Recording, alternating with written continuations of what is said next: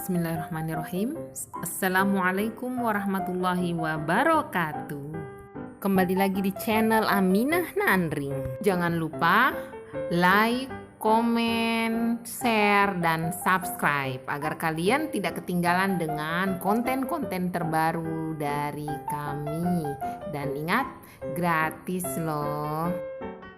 Baik, pokok bahasan kita tentang periodisasi secara arkeologi. Arkeologi merupakan suatu ilmu yang mempelajari kehidupan di masa lalu dan mengetahui kehidupan manusia berdasarkan peninggalan-peninggalan yang ada.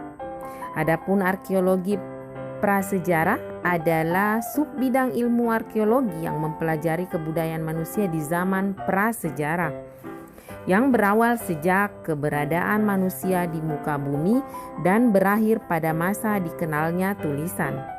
Apabila ditinjau dari arkeologi, periodisasi zaman praaksara dapat dibedakan menjadi sebagai berikut. 1. Zaman batu.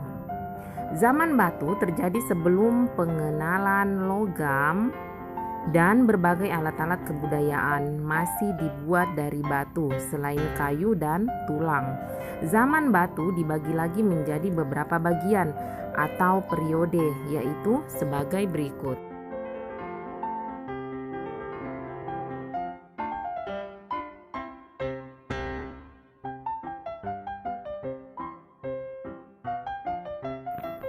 A. Zaman Paleolitikum atau zaman batu tua. Zaman Paleolitikum adalah pembagian zaman batu pada masa prasejarah berdasarkan arkeologi. Paleolitikum artinya zaman batu tua yang ditandai dengan penggunaan perkakas atau alat pada manusia. Zaman batu yang masih berbentuk sederhana serta primitif dan kasar.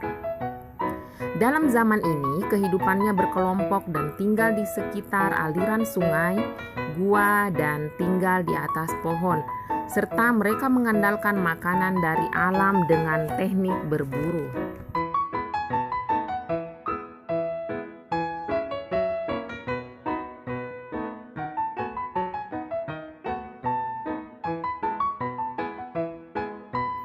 Baik teman belajar sekalian, kita masuk bagian B, zaman Mesolitikum atau zaman batu tengah.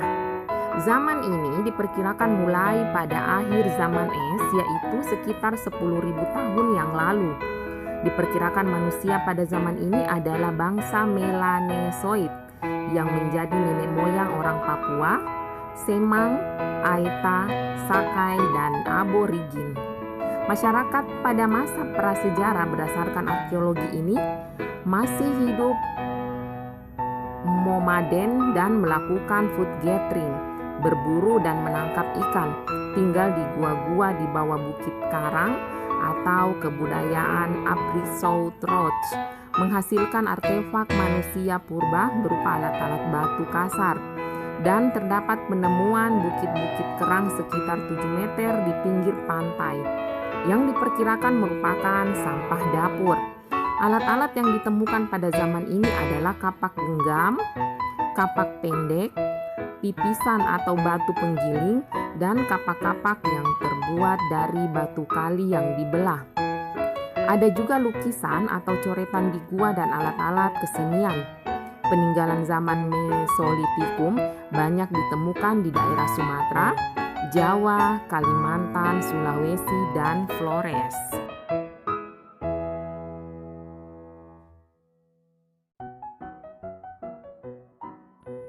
C.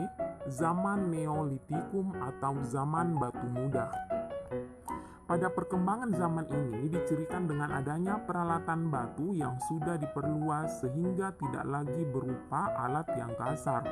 Contohnya, kapak persegi seperti beliung, torah, dan pacul. Semua ini banyak ditemukan di daerah Sumatera, Jawa, Bali, Nusa Tenggara, Maluku, Sulawesi, dan Kalimantan.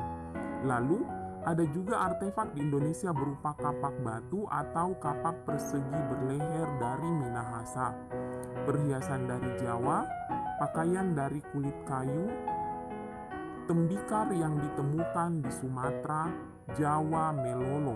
Zaman batu muda di Indonesia dimulai sekitar tahun 1500 sebelum Masehi.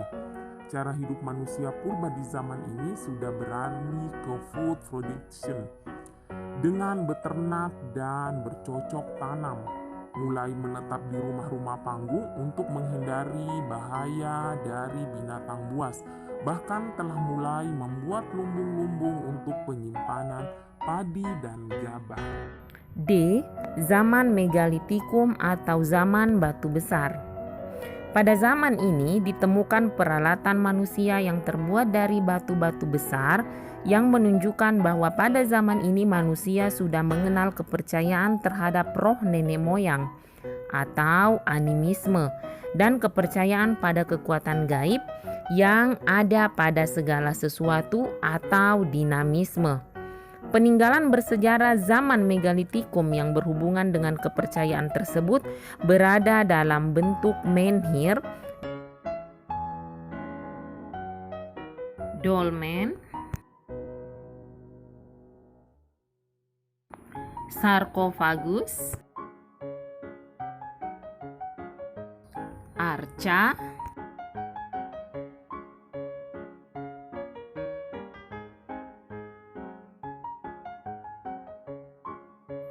Dua, zaman logam. Di masa prasejarah berdasarkan arkeologi ini manusia sudah bisa membuat jenis artefak berupa alat-alat dari logam selain peralatan dari batu yang sudah ada. Teknik peleburan logam juga sudah dikenal dengan mencetaknya menjadi bentuk alat yang diinginkan. Ada dua macam teknik pembuatan pada kebudayaan logam, yaitu dengan cetakan batu atau bivalvi dan menggunakan cetakan tanah liat serta lilin. Teknik bivalvi memiliki kelebihan yaitu dapat digunakan berkali-kali. Zaman logam juga disebut masa perundagian. Zaman logam dapat dibagi menjadi dua.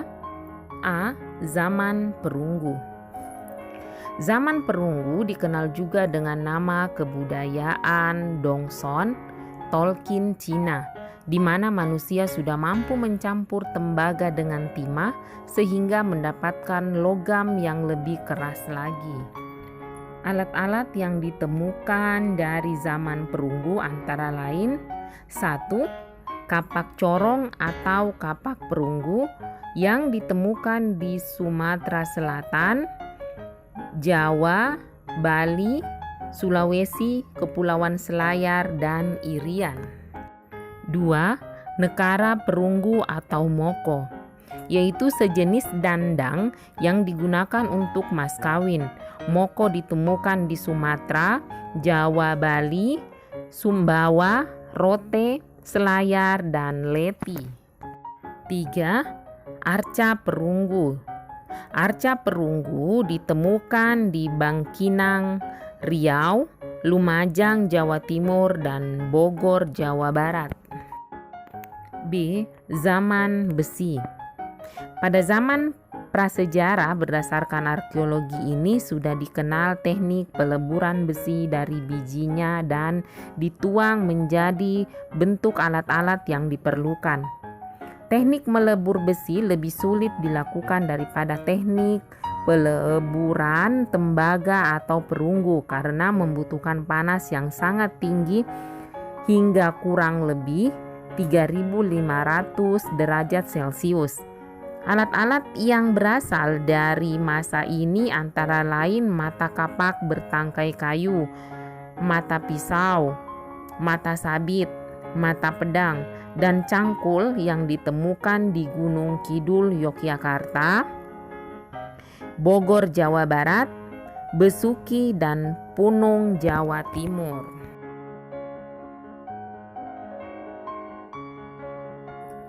Demikian video kali ini, semoga bermanfaat. Salam sehat dari channel Aminah Nanring. Wassalamualaikum warahmatullahi wabarakatuh.